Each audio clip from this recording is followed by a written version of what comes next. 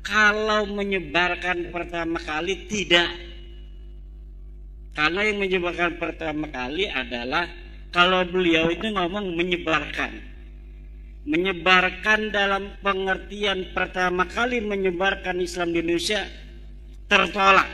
Karena sejarah tidak mengatakan seperti itu.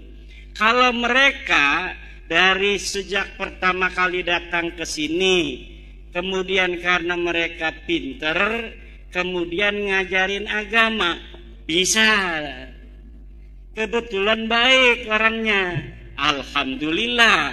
Alhamdulillah. Tapi ada ajaran-ajaran, doktrin-doktrin, lihat di YouTube, bagaimana dari keluarga Ba'alwi ini ada yang mengatakan kalau tidak menjadi muhibbinnya Ba'alwi tidak akan dapat syafaat Nabi. Iya betul, saya juga diancam gitu ye. Iya. Pokoknya nek pitutur lur melu kae imat gak bakal oleh syafaate Kanjeng Nabi. Kalau tidak percaya Habib itu cucu Nabi, maka tidak akan barokah. Saya sudah dikafirkan. Oh malahan tambah ekstrim ya. Iya, sudah.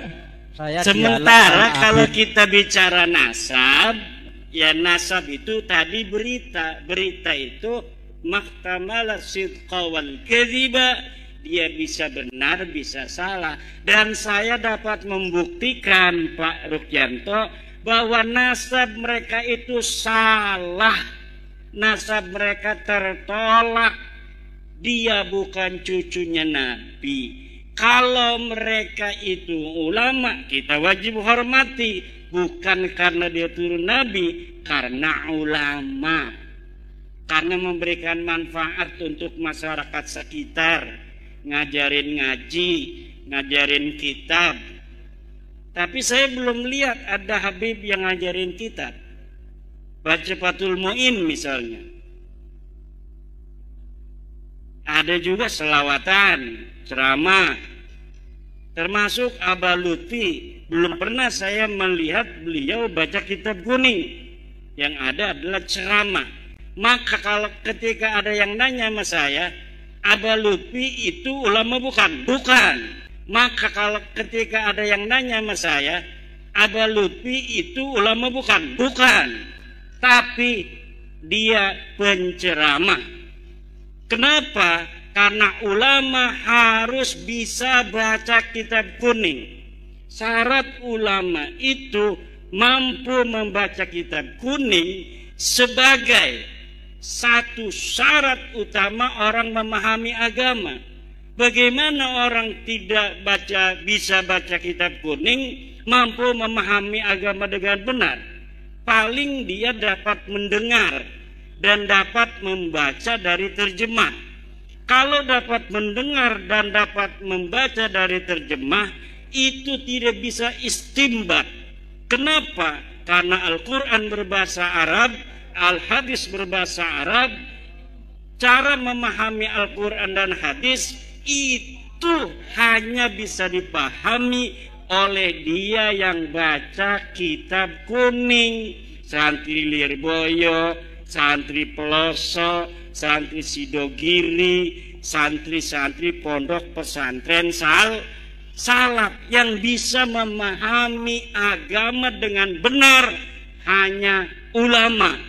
Siapa ulama? Syarat pertama harus baca Fathul Qorib, Ihya Ulumuddin, Sahih Bukhari. Ada kan Ba'alwi itu kalau bulan Rajab atau bulan apa itu mengadakan khataman Bukhari. Khataman doang, tidak baca kitabnya.